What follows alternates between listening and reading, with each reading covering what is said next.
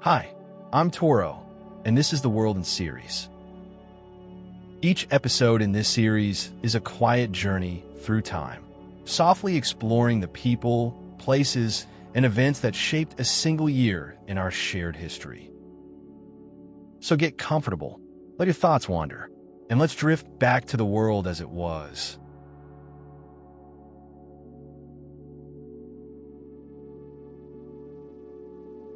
The world in 1914. Good evening, dear dreamer, and welcome back to Toro's History Lullabies. Tonight, we will drift ever so softly over 100 years into the past, into the year 1914. The century was still young then, the old world lingering in the corners of cobblestone streets, while the new century peered in through bright shop windows and humming telegraph wires. Close your eyes and picture it. A train pulling slowly out of a grand station, steam curling upward into the winter air, the clip-clop of horses echoing along narrow lanes, the soft shuffle of newspapers being unfolded in a quiet cafe. The air smells faintly of coal smoke, bread just pulled from the oven, and the perfume of a passerby drifting for only a moment before fading away. It was a year of delicate balance, a time when people still trusted in the steadiness of things, unaware of the great changes waiting just beyond the horizon. So, rest your thoughts, slow your breathing, and together, we will walk gently into the tender light of 1914. World events. In January, the world's great capitals moved at their usual winter pace. Streets lined with frost, city parks bare of leaves, and parliaments deep in discussion. Politicians sat in high-ceilinged rooms beneath portraits of past leaders, the air heavy with the scent of polished wood and ink. Letters arrived in thick envelopes sealed with wax, their contents carefully read and quietly debated. In Norway, stories still circulated of Roald Amundsen's icy triumph at the South Pole just a few years before. His accounts of endless horizons of white stirred the imaginations of schoolchildren and armchair travelers alike, reminding the world that there were still corners of the earth untouched by modern life. In Constantinople, the heart of the Ottoman Empire, change moved with a measured rhythm. The call to prayer still rang out across domes and minarets, while in government halls, leaders spoke in low tones about reform and the careful reshaping of an empire that had stood for centuries. In China, the young republic navigated its early years with both optimism and caution. City streets bustled with merchants and rickshaw pullers, while officials tried to balance new ideas with traditions as old as the land itself. Across the oceans, a monumental achievement was ready to reshape trade and travel forever: the Panama Canal. That summer, the first great ships passed through its colossal locks, gates swinging like doors between oceans. For those standing on the canal's edge, watching the waters rise and fall in perfect choreography, it must have felt as if the planet itself had grown smaller. But in late June, in the sunlit streets of Sarajevo, came a moment that would quietly set the year upon a different course. The assassination of Archduke Franz Ferdinand of Austria. The news traveled first by telegraph, then in black ink headlines, then by whispers in drawing rooms. Few could yet imagine the cascade of events it would awaken. By August, diplomacy had given way to mobilization. Trains carried soldiers instead of commuters, and telegrams flashed urgent messages between capitals. The First World War had begun, and yet, in so many small towns and quiet farms, the world still felt the same. The scent of hay in the barns, the glow of oil lamps at dusk, and the low hum of conversation as another day came to a close. Daily life around the world. Approximate 3,500 characters. If we were to stroll through London in 1914, we would pass rows of brick townhouses with lace curtains drawn against the winter chill. The fog might curl around our ankles as we hear the soft clatter of carriage wheels on stone. A paperboy would call out headlines in a voice still young, his cap pulled low against the cold. In shop windows, polished boots and neatly folded fabrics awaited careful buyers. In Paris, the mornings began in cafes where chairs faced outward toward the street, the city's favorite theater. Waiters in white aprons carried silver trays of steaming coffee and delicate croissants. The air was a mingling of roasted beans, butter, and the faint perfume of violets worn by a passerby. Above the hum of conversation, someone might hum a line from a music hall tune, its melody drifting away with the wind.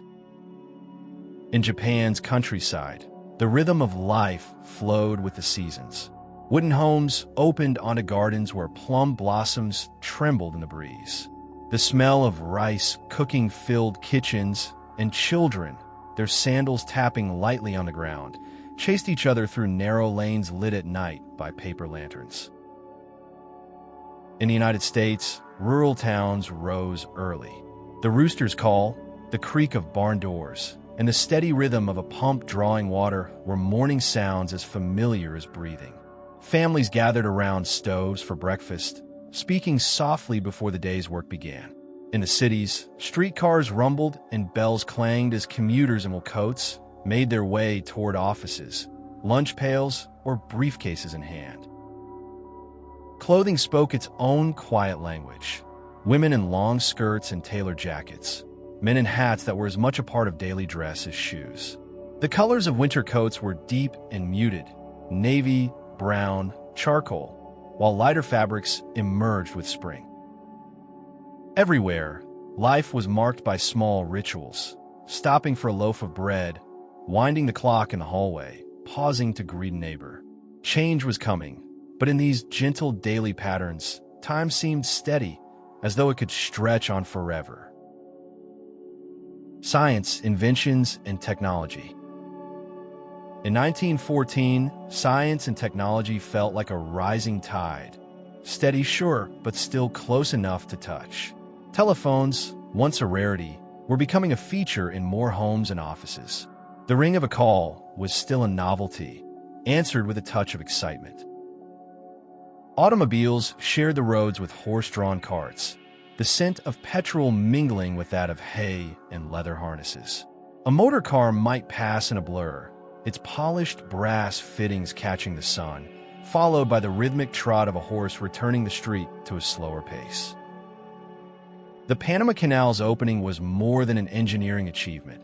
It was a symbol of what human hands and patient planning could achieve.